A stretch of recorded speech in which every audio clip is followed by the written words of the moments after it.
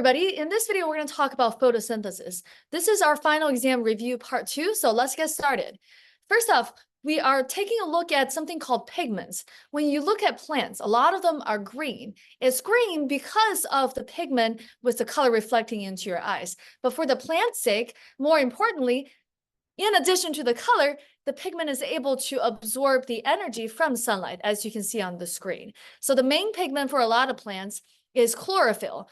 It's not green. It is absorbing certain wavelengths of sunlight, and it is reflecting a lot of the yellow-green light, which is why you see the green color. But the reason why plants have chlorophyll is to absorb the energy in the sunlight so that it can make food for itself. When we're looking at a plant, the chlorophyll is embedded in the chloroplast, which is an organelle in the plant. Plants have it, animals don't have it. When you're looking at a chloroplast, this is our little chloroplast diagram. We have A, B, C, and D. Let's do labeling. Part A is the outer membrane of the chloroplast. It's on the very outside. We have the inner membrane of the chloroplast as well. It's made out of the same material as the cell membrane itself.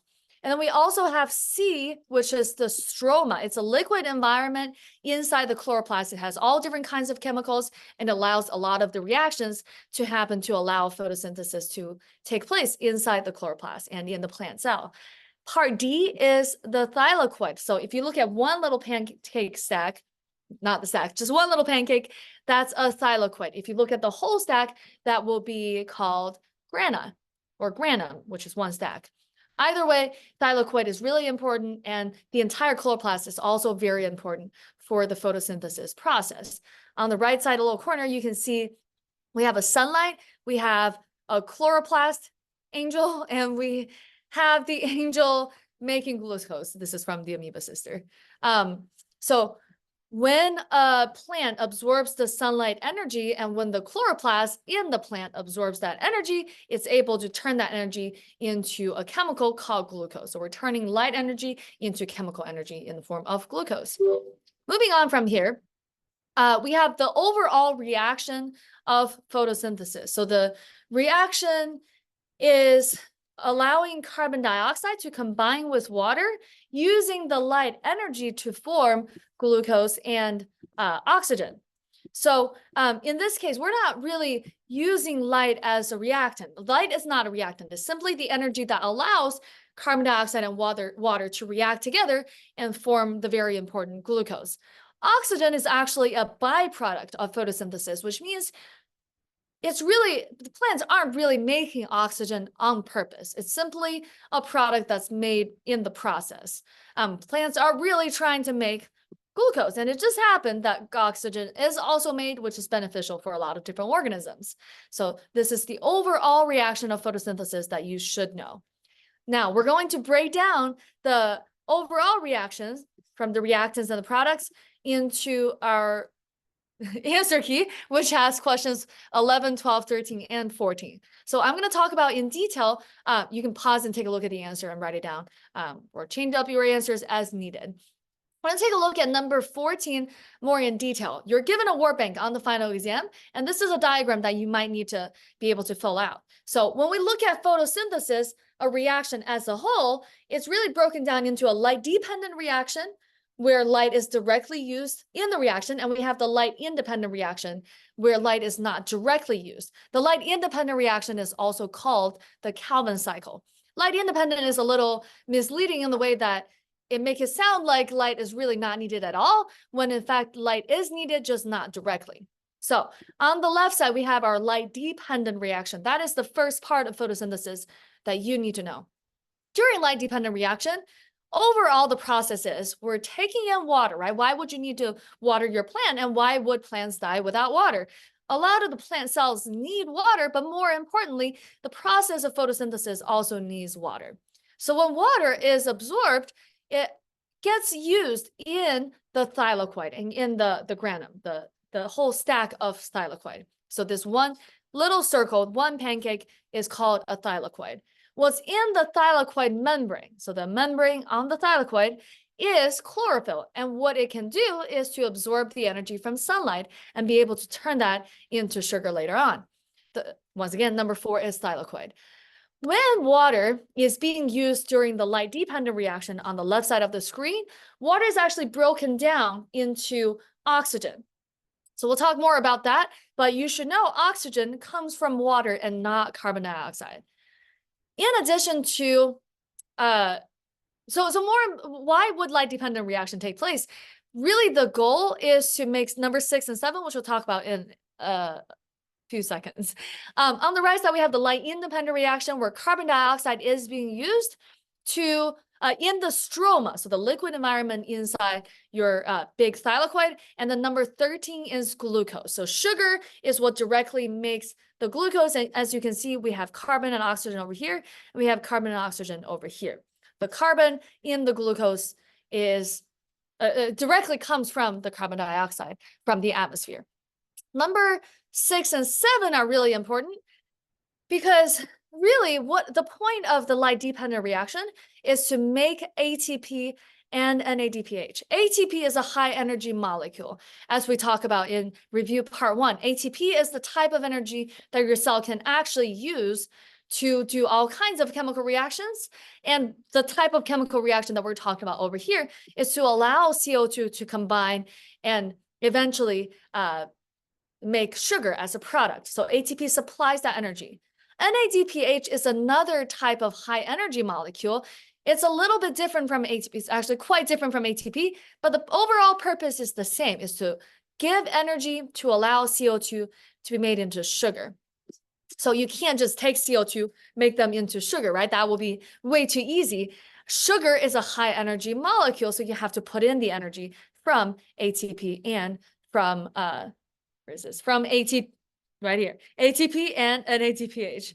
I'm moving the mouse, you can see that as well. Okay, so NADPH is what we call an electron carrier. So what it's really doing is that it's carrying high energy electrons from the thylakoid and then using that energy from the high energy electron to help us make sugar. We'll take a look at that in a little bit as well. So once ATP is used in the light independent reaction, the phosphate group is dropped off, the energy is dropped off, and now we have ADP as a product.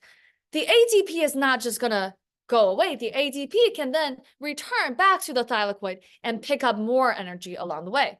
And then it's a cycle, right? We drop off energy on one side, and then we bring the energy, we pick up energy again from the thylakoid, and then we drop off the energy again on the other side. So similarly, for NADPH, once it is able to drop off the energy on in the stroma, it's able to then pick up more energy as NADP+.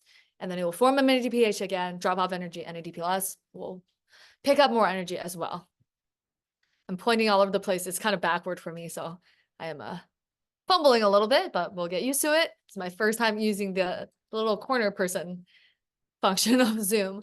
Okay, moving on from here, we're going to take a detailed look at the light-dependent reactions specifically. And again, when you're looking at the light-dependent reaction, we have light supplying energy. It is not a reactant. Water is a reactant. Oxygen is a product. But ADP and NADP+ are also reactants, right? They need to come in and then able to pick up the energy and form ATP and NADPH as products. Okay, so all of this is happening on the thylakoid membrane. That's the main location of all these different processes of the light-dependent reaction. So this is something I'm really proud of. We're going to take a look together. We have our very first step, is what we learned in class. Light comes into photosystem 2, electrons get excited. So what is going on over here? Photosystem 2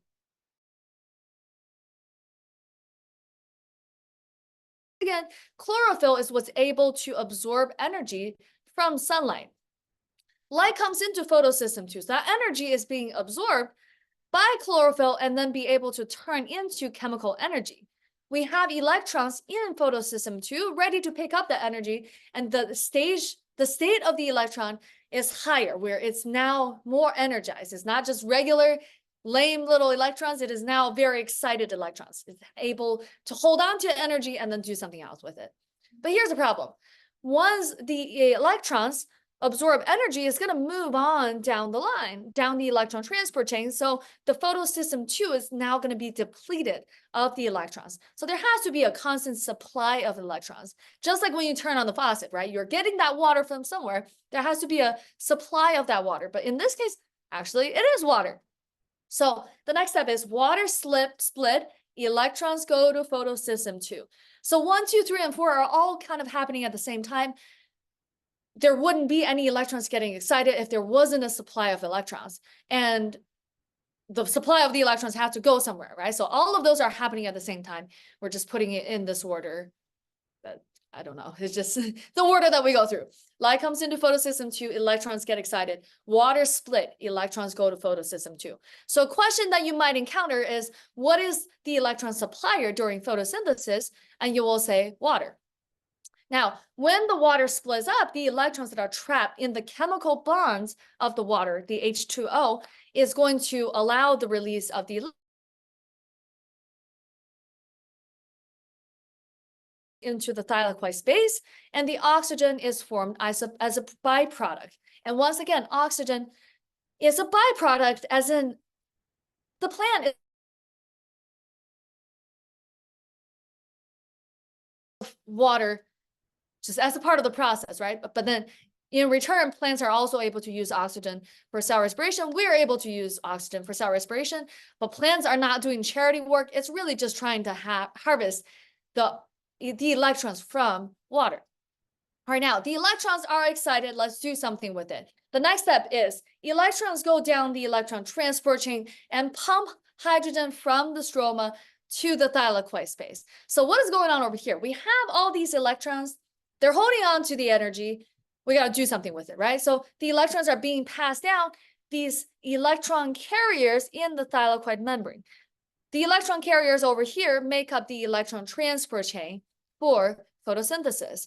The electron transport chain, as is grabbing the electrons and passing it down to the next step. So the electron carriers, as it's grabbing the electrons to the next electron carrier, the whole thing is the electron transport chain. Over here, it's able to harvest that energy from the electrons. So what is using that energy for is to pump the hydrogen. So pump means active transport, and active transport means taking something from the low side to the high side in terms of concentration. So we have a low concentration already in the stroma. That's the liquid environment inside the chloroplast. And also taking that and pushing even more of it into the thylakoid space, where there is already a lot of the hydrogen ions. So this is a low to high concentration, right? Low to high concentration, even though on the image is from the top side to the bottom side. But what we're really trying to say is we're taking where we have hydrogen ions more spread out, and we're pushing them out into this space in the thylakoid space, making them even closer together. That's the thylakoid space, already with the high hydrogen concentration. This high to low concentration is not natural, right? If you think about a room with already a lot of people, it's hard to get more people in. You have to push the people in. That takes a lot of energy. So similarly, when you put more molecules into one space to make them more concentrated, that requires energy. So what do you need to know from this step? It is an active transport of hydrogen ions from the stroma to the thylakoid space. And also the energy that allows this to happen is the energy from the high energy electrons. And once again, the electrons were able to harvest this energy from light hitting photosystem 2, where the chlorophyll also lives. Okay, so now the electrons already went down the electrons transport chain and lost some energy. Well, that's not good enough, right? At the end of the electron transport chain, we need NADP plus picking up the electrons that are high energy electrons. So we've got to re-energize the electrons. So now we have photosystem 1, also a cluster of all the chlorophyll. And these chlorophyll are able to harvest the energy from light, turn that into chemical energy. So we now have our next step. Also, take a look at these words, what we just talked about. Okay, number 7, light comes into photosystem 1, electrons get re-energized. Simple enough, right? Why is this one photosystem 1? The scientists discovered photosystem 1 before photosystem 2. They just named it like that, even though photosystem 2 shows up first. You do not need to know that for the final exam, but in case you're curious. Then we have electrons go down a short electron transport chain, combine with the NADP plus and form NADPH. So what is going on over here? The electrons have gone through the whole journey of bringing in more energy, right? Losing the energy, taking even more energy, and there is a purpose. There's a final purpose of the electrons, and it's going to combine with this electron carrier called NADP+. The electrons are like hot potatoes. There's too much energy. It's unable to just move around on its own. So NADP+ is going to hold on to the electrons and two hydrogen ions, and then bobbing over to the light independent reaction or the Calvin cycle in the form of NADPH. We're going to use it later for the light independent reaction. Now, that is not the end of the story. We got one form of energy as NADPH, a nice chemical. We are able to use this concentration gradient as well. This is called an electrochemical gradient for those of you who are higher level, but really there's a concentration difference between the hydrogen ion in the thylakoid space and the hydrogen ion in the stroma. And as you remember earlier, we were pumping all these, we're hoarding the hydrogen ions in the thylakoid space. Now we have all this hydrogen ions so close together, and they're just crazy, they're going crazy, right? They don't want to be there. They're too close. They want to get out. So what do? We can open a door, we let them out. Okay, so the door right here is our ATP synthase. There's a channel for the hydrogen ion to all go back out. And as it's going back out, right, this is a natural high to low concentration. It's a facilitated diffusion because it's using this membrane protein rather than the hydrogen ion flowing through on its own. So this high to low concentration is natural, and it is energy actually, because if you think about water going downhill, that's a lot of energy. You can use that to generate electricity too. So if you're taking high concentration to low concentration, that in itself is energy.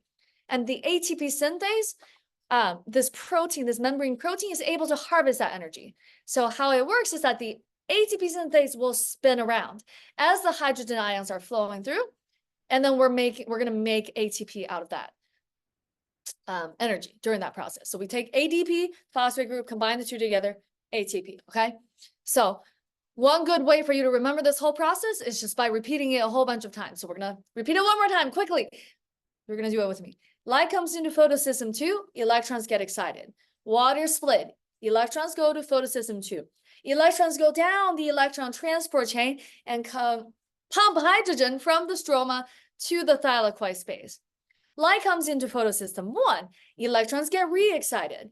Electrons go down a short electron transport chain and combine with NADP plus and form NADPH. Hydrogen ions flow through ATP synthase, making it spin and form ATP from ADP. Okay, so that's the entire process, but make sure you understand the explanation of every step and why it takes place. What are the causes and effects? Okay, we can take a look at this process one more time. Apparently, we got right, electrons, hydrogen ions getting electrons getting supplied from the water. We got the electron transport chain, low to high concentration. This is active transport, right? As you can see, we got low concentration on the top, high concentration inside the thylakoid, right? And these pink molecules are your electron carriers that make up the electron transport chain. Now the hydrogen ions are pumped and the electrons have lost energy. We're going to re-excite the electrons and let them go through a short electron transport chain and make some NADPH. And they're going to go to the Calvin cycle. Now we have this difference both in charge and in concentration. So we have positive versus negative charge, high concentration of hydrogen ions versus negative concentration of hydrogen ions. And then we have high to low concentration, all the hydrogen ions flowing through ATP synthase spins, and we're making ATP. Okay, so that's the entire light dependent reaction, a lot going on over there. You can pause and take a look at these questions, kind of quizzing yourself, see if you can answer them. And that's it, apparently. The light independent reaction, the details are not on the final exam, but just to make sure we're on the same page, make sure you do know that it's going to take us a few seconds. Here we go. Whoa, look how far we've come. Okay, This part, NADPH and ATP are the ones that are supplying energy for your light independent reaction, the Calvin cycle. But really the point of this is that ATP will drop off energy, NADPH will drop off high energy electrons, and CO2 is able to turn into this other chemical, this other chemical, and this other chemical. And then eventually we're able to combine all of the CO2 with some other chemicals and form sugar at the end. That is the purpose of the entire photosynthesis, okay? And then ADP and NADP plus get recycled back to the light dependent reaction again. And the process of energy transfer is light energy transferred into chemical energy in the electrons, but really ATP and NADPH are the main character. We take that energy and we make glucose, and then we can eat plants as well. Plants are not making sugar for us, okay? Plants are making sugar for themselves to stay alive. So then they can use that sugar then for cell respiration. Why don't they just make ATP directly for cell respiration? Because ATP is not a long-term storage solution. If you want storage, you need a nice little storage unit, right? And sugar is the storage unit where plants can keep that sugar to the nighttime when there is no sunlight, to cloudy days when there is no sunlight, to the winter time when there's not a lot of sunlight, right? It's able to use that sugar slowly as needed for later on. So it's a good solution to them. If it's just making ATP directly, then as soon as the sun goes away, the plant dies. Simple solution, okay? This is my simple explanation, but obviously it's a lot more complex than that, and you can learn it in other biology classes. AP Biology is waiting for you senior year. Okay, that is the entire light dependent reaction and the overall reaction of photosynthesis. I hope this is helpful. If you have questions, you can find me and ask me questions. Bye.